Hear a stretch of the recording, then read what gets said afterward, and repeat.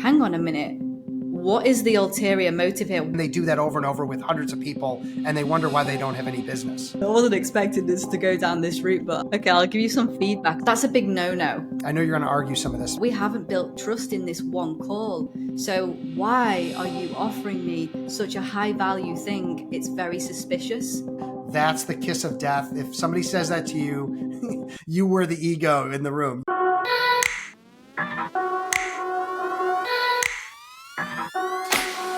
Networking etiquette isn't a one-size-fits-all. What might work in New York might fall flat in Tokyo. If you're building relationships across borders, cultural intelligence matters just as much as people skills. Genuine curiosity beats clever pitches. Ask, listen, learn. Understand their world before you try to fit yours into it. Because global networking isn't just about who you know, it's about how you build that relationship. In this conversation, I sit down with Steve Fretzin, business development coach for lawyers, columnist and podcast contributor for Above the Law, and host of Be That Lawyer. We discuss how networking can backfire when done wrong, how the wrong approach can actually push people away, and we break down how lawyers can optimize their networking strategy by focusing on relationship building over pitching. So, Steve, before we pressed record, we were talking about culture when it comes to networking, and this is such a fascinating topic for me. I've always been fascinated with it, but I'd love to hear. So, from the US perspective, how do you approach networking in your culture? I'll start with what people do that they shouldn't do. And I sort of mentioned this earlier that, you go out into a networking event and you hand out cards and you try to sell people your services and you try to talk yourself up, and people walk away and they go, who is that? Who is that crazy person? Or who is that maniac or whatever? It's just, there are sort of unwritten rules for how to network in the US, and being a pushy salesman and glad handing people and working a room in that fashion has become very negative and has been you'll watch like almost like Moses parting the seas when someone walks into a room and they're doing that. Like everybody just wants to move to the other sides of the room. Okay. How I do it and how I teach it to lawyers in the US is essentially to be prepared, to have a plan, to think ahead, and I spend, I've written a book on this and I've spent, I spend a lot of time with my clients on this, but the short version is it's to truly be interested in other people, to ask questions, to listen, to learn, demonstrate empathy when necessary, and ultimately to find out what they need. Do they need to go to another networking event and maybe you can invite them as your guest? Do they need to meet CPAs and CPAs?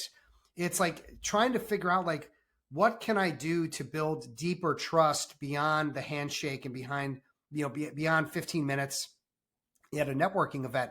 Maybe it's just agreeing that, hey, there's enough benefit for us to get together for a coffee. And then in the coffee, that may be the better play at the end to try to figure out how to help somebody. Mm-hmm. Now, the cultural shift is in the US, if you're a good networker, you're considered someone who's a giver. There's a book out there called The Go Giver, right? And it's all about if you give enough to the right people and to enough of the right people, it comes back to you and the karma starts to come back and the business starts to come back. However, in what I'm finding out as I work more and more across the world, across the globe, is that cultures are different. And if you push too hard to sell, certainly that's negative. But if you even push too hard to give, might be seen as a negative or too premature in a relationship.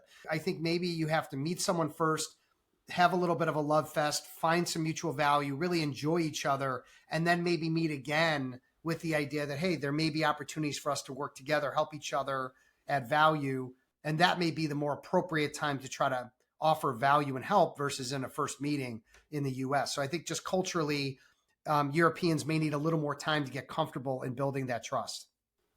Yeah, I do agree.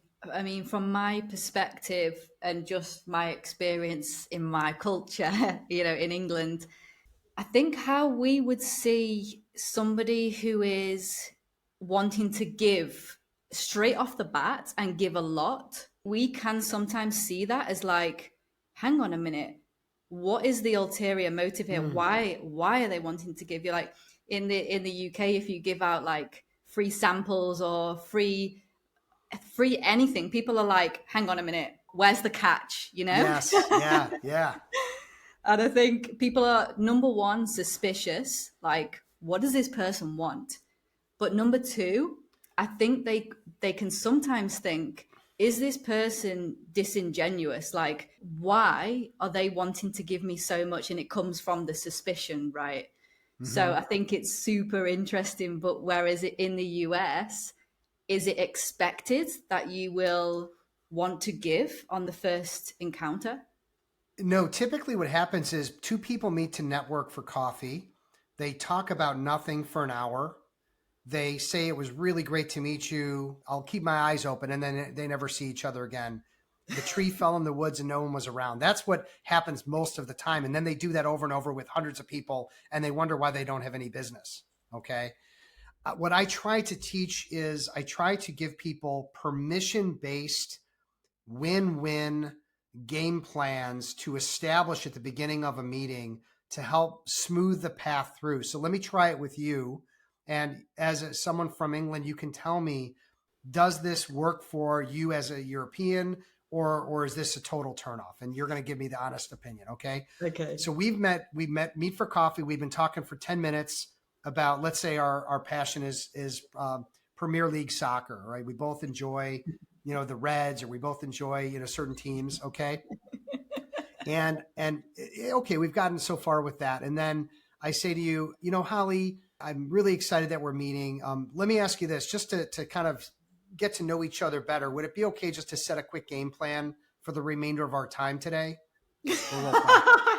So you say, sure, Steve, that's fine. And then I would say, well, listen, I would love to learn more about you. I'd love to learn about what you do, how you help your clients. And I would be happy to say the same and share the same. And let's just talk about how, we may be in a position to help each other. There may be some connections. There might be some events. There might be things where we could add value for each other. Is that something you'd be open to? Not talking about right this minute, but maybe later in our visit today. Is that something you'd be cool with? So yes or no, you can totally shoot that down and lay it out, or you can tell me that it does, or you could tweak it and say, I like this, but I didn't like that. Okay, I'll give you some feedback on this from a European perspective. Right. Okay. So I think the wording, when you say about, oh, can we come up with like a game plan for the rest of our talk? That's a big no-no. Okay. Because that's too structured? Yes. Yeah. Okay. Okay. Yeah, I think that could come across like you have a strategy, which of course you do, but you don't want to come across like you've got a strategy. Mm-hmm. So you want to come across as very, very natural.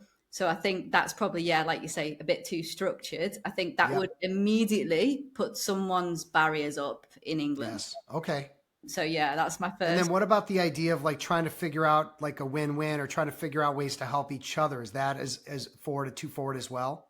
I guess it really depends on how the conversation goes. And if, like you say, you're hitting it off, you're talking about Premier League football, you have a common ground that you can talk about. Mm-hmm. And I guess it comes down to, after this, probably emotional intelligence. Like, okay, are we getting on well? Does this person like me? How open are they? Are they laughing? Like, do they seem like they're enjoying what I'm saying? Are they agreeing with me? And then if that's the case, I would say yes, like coming up with some very casual way of being like, you know what, I've really enjoyed this conversation, and I love the fact that you love Premier League football and you support Liverpool. I'll let you know if there's any events that would be of interest to you, and this could be a great way to approach it like that, in a really, really casual way. I think any more formal, and again, you're going to put someone's barriers up. Yeah. And I think if you're not talking about something that you have in common, or you're just having a very generic conversation, then it probably would be a bit too far to say, let's see if we have a common ground, or I'll let you know if something is of interest to you in the future. I think you've just got to judge that person in the moment, but you probably do that anyway. That's really great. That's really great feedback. And obviously, the reason that we're establishing a game plan and the reason that we're trying to control this coffee meeting in a win-win formal, but more formal manner is because networking can be, and for many people is, a tremendous waste of time. And the part of the reason is because we now talk for the entire hour about the Reds. And while we may really enjoy that and we may really get to know each other better on a personal level, we are going to have to meet again to learn about each other's businesses. We are going to have to meet a third time, maybe to talk about how we can connect each other and do some business or help each other in our respective businesses. And I don't know about the attorneys in the UK and around the world, but in the US, especially in the East Coast and the Midwest, like time is at a premium. Mm-hmm. So if you can figure out how to have a networking meeting in an hour and accomplish building trust and accomplish building a relationship and helping someone else and seeing how they can help you, see how you play in the sandbox together in one meeting and then continue from there, it allows us to qualify that someone can play ball and is someone that's useful and that I can, provide help for, and vice versa. Or is this someone that maybe I should just stay friends with or just move on from? And to take 3 meetings to do that would not be okay with most lawyers in the US because they're looking at every hour as billable time. And they're just not going to want to, if they have to do that for every person they meet, they're just never going to do it because it's just going to be, you just triple the amount of time they already didn't want to spend in 1 hour. Now you're saying it's 3 hours, and you're not saying that, but you get where I'm going with this. I absolutely get where you're coming from, and I absolutely agree. However, well, there's got to be a middle ground, right? Is that where we're going? We've got to figure out, like, okay, it shouldn't take forever, but it also can't be pushed too quickly. Like, we have to find some language and an approach that is sort of middle of the road. Yeah, I think definitely that. So I've networked with so many, probably hundreds of UK lawyers. I've worked in UK law firms. I know the industry very well, and I'll tell you how I think networking is done in the UK in the legal industry. Beautiful. Thank you. Educate me.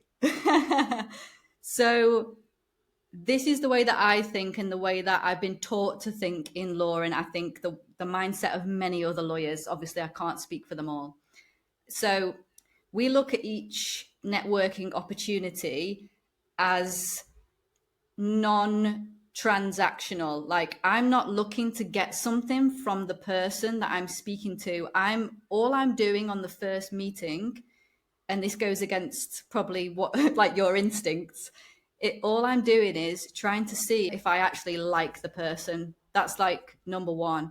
Mm-hmm. If I like them, then I'll ask them, okay, tell me a little bit about your business. I'd love to know. And sometimes in the UK, people will say to you, oh, tell me about your business, but they're actually not interested. They're just being polite. Mm-hmm. And it's a bit of a time waster. But you need to kind of figure out, okay, is this person actually interested, or are they just trying to be polite? Which again is a little bit of a cultural difference and kind of tricky to figure out. So then you go a step further. So then you figure out, okay, is there some kind of collaboration or some way that we can work together? And it's just a very gradual process. And I think in the UK, we just don't think like that in terms of, what can I get? What can we do? Like, it needs to be done now, like all emergency type thing. It's all a gradual process. And I totally understand that is not very productive for time and money. I get that. But I think you have to look, to your point, at every situation differently. If I'm meeting with someone who has the keys to the kingdom, as it relates to referring me, they could refer me, multiple matters a year. This is a big time opportunity. I'm not going to have that type of approach, and I'm not going to have that type of quid pro quo mindset. Okay, I'm going to slow play it, and it might be the 3 meeting, but this is somebody who can advance my interests and very well, and I'm going to do what I need to do to kind of build that rapport, build the trust, build the likability at the highest level. And it might be 2 or 3 meetings to do that. But if I'm meeting with some stranger, like I meet literally a stranger at a networking event, that's a CPA. CPA works with lawyers. This particular CPA that I'm making up does. And I work with lawyers. So we have the ability just in talking for 15 minutes to get to know each other, where we may be able to refer lawyers to one another. We decide to meet for coffee.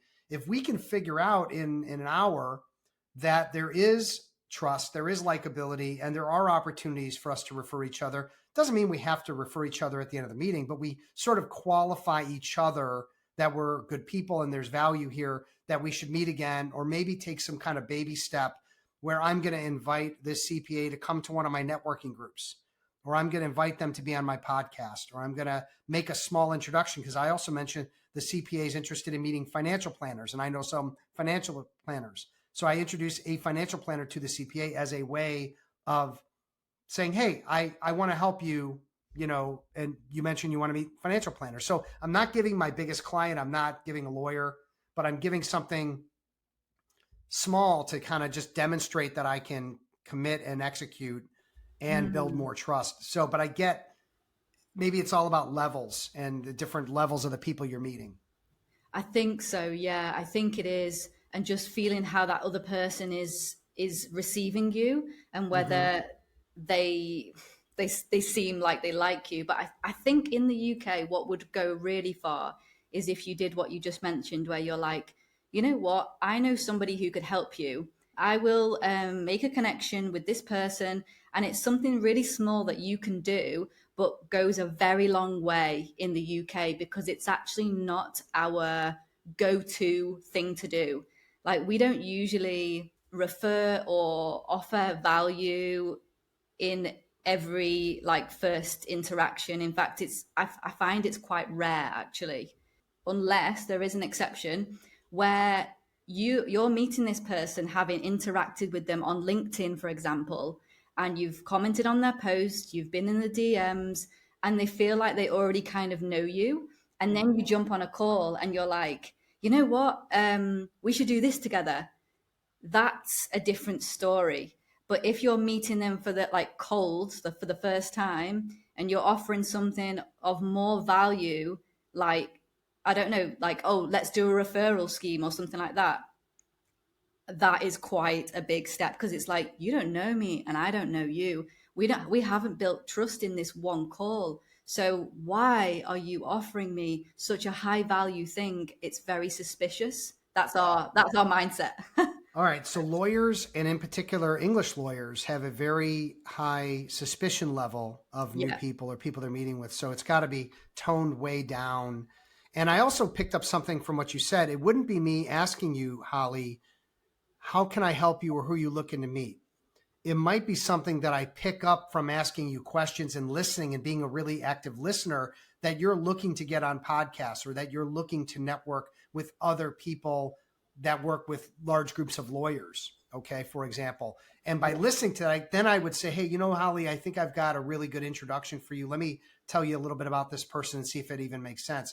And now that might be a more natural way of approaching it. Absolutely, yeah. You're doing the same thing basically, but it's less direct and less confronting, which in the UK, you've got to think our mindset is like, we're very polite. We don't like to be direct. In actual fact, we like to be very indirect. And if someone's super direct to us, we're like, whoa, why is this person being so forceful?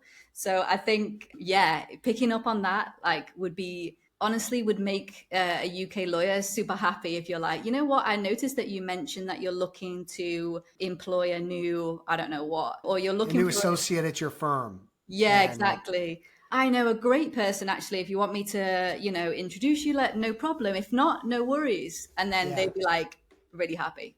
wow. I love that. All right. This is great. I'm learning. I love it. I know. I wasn't expecting this to go down this route, but I really like it. It's very interesting. I think I've been to so many legal networking events, and when I was, a junior as well, and I would be completely freaked out and kind of threatened, I would say, by these massive egos of people just wanting to talk about themselves and their achievements and everything. And it would just completely actually put me off going to networking events. What would you say about ego, and how can lawyers network for the purpose of making real relationships and putting their ego aside? there are lawyers who have big egos and they want to talk about themselves and show how, demonstrate how important they are, or speak about how important they are. There are also lawyers that don't have a big ego, but they don't know what else to talk about. So they just talk about their law practice. They talk about, their prowess in a particular area. What we're training lawyers to do is to try to make the encounter at a networking event about the other person. And part of that is to learn about people. The other part is this goes back to what you said, Holly, earlier, which is this someone that we like? Because if someone isn't likable, to me, they're not referable. And if I'm dealing with someone who's just going off about they do this and they do that, and this is why they're so great, and I'm going to be hitting that bathroom or the bar pretty quickly. Like, I'm not going to sit there and talk to that person for half an hour. That's a five and out. I'm 5 minutes in, I'm out. Like, I'm just going to figure out a way to get out of that conversation. Ultimately, we need to be prepared as networkers to build rapport, to learn about someone personally and professionally, to ask questions and make the engagement about them, the time about them. So what's the value of that? Well, when someone's talking and you're listening, because you're the one asking the questions, there's a connection made, right? Like a therapist and a patient, right? The therapist should sit back and let you lay on the couch and talk. And that's what I'm hoping will happen. The other piece of this that's sort of the more unknown of the benefits of having someone talk with you listening is that you're learning, not only are they likable, but is it someone that you want to or should spend more time with? So I'll give you a quick example. I met someone at a networking event. They're a dental hygienist, and they are, have nothing to do with lawyers, nothing to do with legal, very nice person. But after 10 minutes, I've sort of identified by asking questions and listening that this dental hygienist was the husband or whatever of someone that was there. And that's why they were there. So what's the follow-up? What's the necessity to continue the conversation? It's minimal, right? Unless we want to be friends, which is fine. So I will move on, and I would want to then talk to someone else. And the next person I'm talking to is in legal marketing, and they're a legal marketing expert. And I ask a bunch of questions, and sure enough, I qualify. Not only do I like this person, we know a lot of the same people, and this person is incredible at what they do. Like, the way they're describing how they do marketing is like right in line with what I believe should be done and how it should be done. And I'm thinking, this is someone I need to get to know better. And there's going to be then the potential for a next step, that coffee meeting, that Zoom meeting. And that's where we want to go. So it's really about qualifying people forward or disqualifying people out. And that's how we, again, take care of our time and not spin our wheels with, like, some people say, I'll just meet with anybody. And I'm like, if you want to just waste your day away, do that. I would rather be more defined and clear about who I'm looking to move forward and meet more of those kinds of people, and other people less so.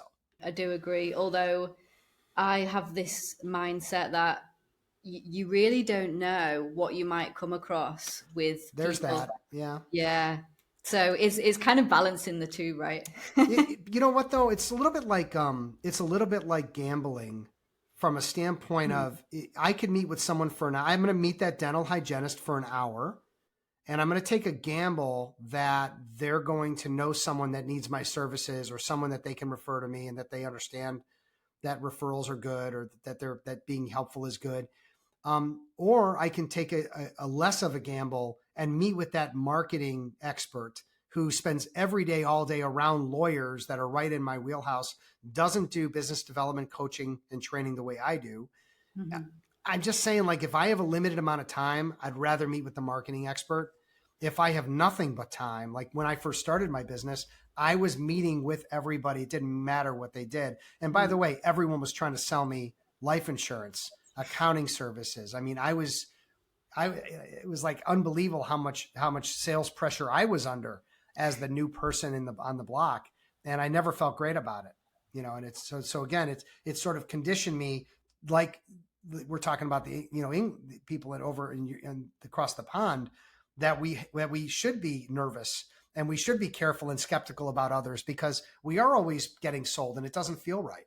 What would you say to an English person who's wanting to network with US lawyers, and we're going in with this like kind of suspicion? We're not very direct. We're very indirect. What are your tips for us?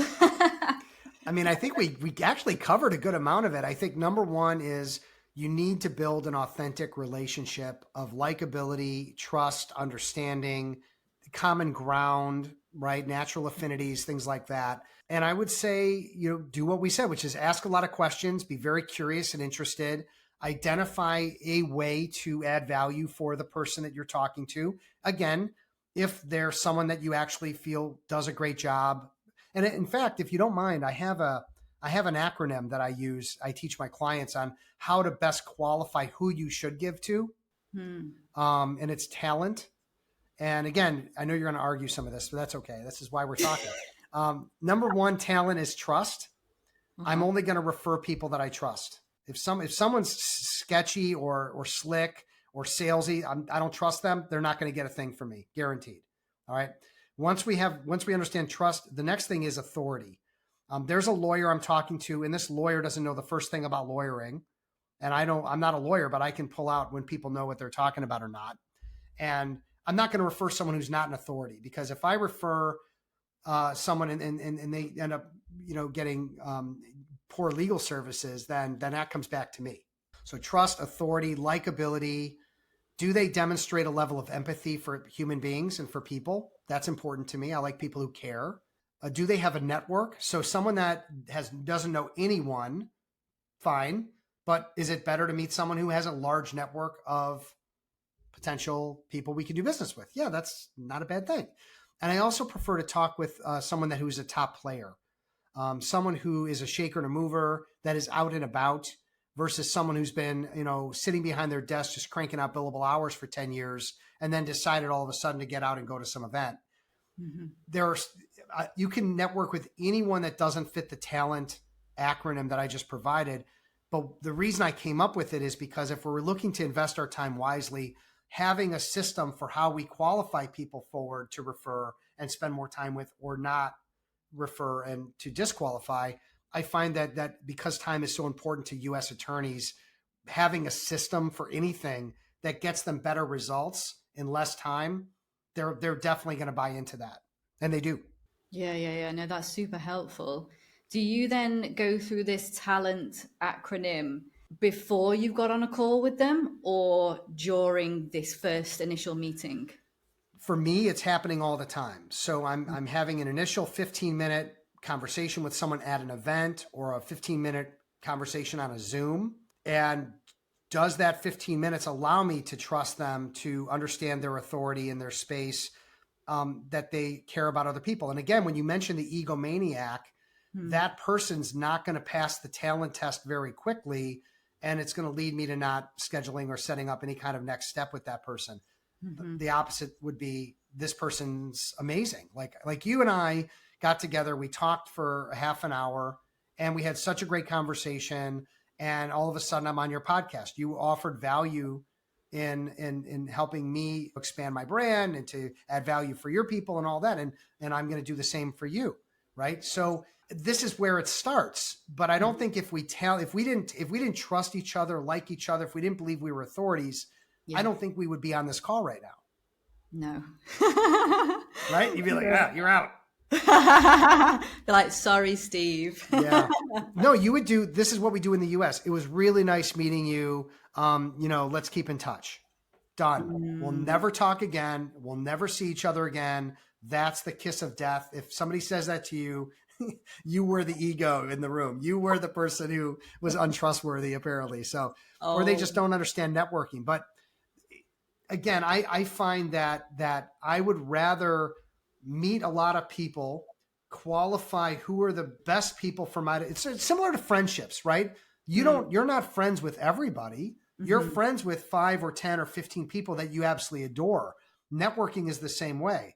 I want to find 10 or 15 or 20 people that I absolutely adore, that are valuable, that I can refer, that can refer me. And I'd rather spend the majority of my time with them than have to keep going out and meeting strangers all the time, which is a lot less focused. True. Oh, Steve, you're just making me realize that I had a chat with a US person and I said to them, let's keep in touch, but I genuinely meant it. And then see, here's the thing. If you actually keep in touch, then you're okay. Then you're okay. The problem is people say, I'll keep my eyes open or I'll keep in touch. And then they just never follow. They go back to their desk. They never remember you again, and they move on with their life. And it's again, what was that hour we just spent together if it just disappears? When I say this, I don't say it if I don't mean it. Like, I genuinely, word for word, mean I want to keep in touch with you. I want an update in a few months' time. I want to catch up in a few months' time. And this person's face dropped when I said, let's keep in touch. And I was thinking, what's wrong with them? Maybe that's it. And I mean, again, it's not, I'm not saying across the board it's a kiss of death. I think there are people that do want to keep in touch. The reality is that people are busy. Our memories are like fleas. Like, we have too much coming in, input into our brains, email, messages, people, work. And so, like, the idea that I'm going to remember you in a month to follow up and call you or email you to get back together, unless it's part of a system of follow up, like it's in my calendar. I mean, I won't pick up my kid from somewhere if it isn't in my calendar. He'll just be waiting outside in the dark, like, where's dad? It's not going to happen if it isn't in my calendar. So I think most people are like that. If that's our second brain, is having reminders that allow for that. Yeah, if it's not in my calendar, it's not happening. So that's that, really. But Yeah. I do actually plan on, and I know you, when we first spoke, you were like, Holly, you don't have systems, you need to use more technology and all this. I'm thinking of having like a system for networking to catch up with people. Do you have this type of system? I do. So one system is not really a system at all from a technology standpoint. It's, I want to talk with you again in a month, and I'm going to put a note in my calendar in 1 month to reach back to Holly. That's a system. That's the basic system, but that's a system. Okay. If you're meeting 20, 30 people a month, that's going to become challenging.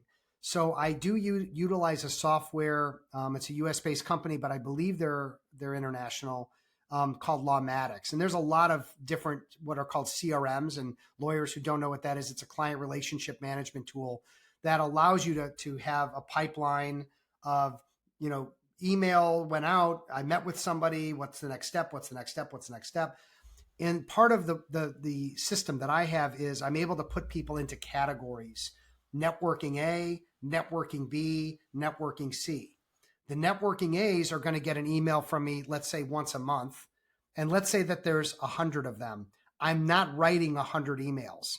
The software is set up so it looks like an email. It'll say, hey, Karen, just want to follow up with you. Here's a great new article that I think you'll really enjoy. Also, I've got a networking event coming up if you want to come. Here's the link if you want to join. And I'm adding value. I'm keeping in touch and keeping my name out in front. Maybe it's to get together for a one-on-one, but I'm able to do that 100 at a time because they're in a category within the software that does that. The A's are going to get more than the B's. The B's are going to get more than the C's. I also do that for client retention and loyalty. I've got A clients, B clients, and C clients. A C client hired me to do $1,000 speaking engagement 10 years ago and nothing since. An A client is someone that I've worked with, and we've built, multi-million-dollar book together, and we're best friends, and they would do anything for me and I would do anything for them, and keeping in touch with them and sending them gifts and taking them out and doing all the right things is going to be at a much higher pace and level than the B's and the C's. And so I think having a system like that, even if you just take a piece of paper and just draw 2 lines down the middle and say, this is what I'm going to do for my A's to keep in touch. This is what I'm going to do for my B's, which is a little less. This is my C's. Like, everybody can get my newsletter. That's an ABC situation because it doesn't take me any more or less time to send out a newsletter to the whole group versus a specific one for each category. But if we're talking about my time, then I'm going to be very careful in particular about what the A's get versus the B's versus the C's. I love the way that you said that, like your newsletters in the ABC scenario. Like, I love that. Yeah. I mean, LinkedIn posting, you're getting to your entire network in one shot because it doesn't take any more or less time to reach out to everybody. So, but I know how busy lawyers are and you are and I am. Having a system that keeps you in touch with the right people. Remember that 10 to 15, it's like if you have 15 great friends, but you never reach out to them, they're not going to be your friends very long.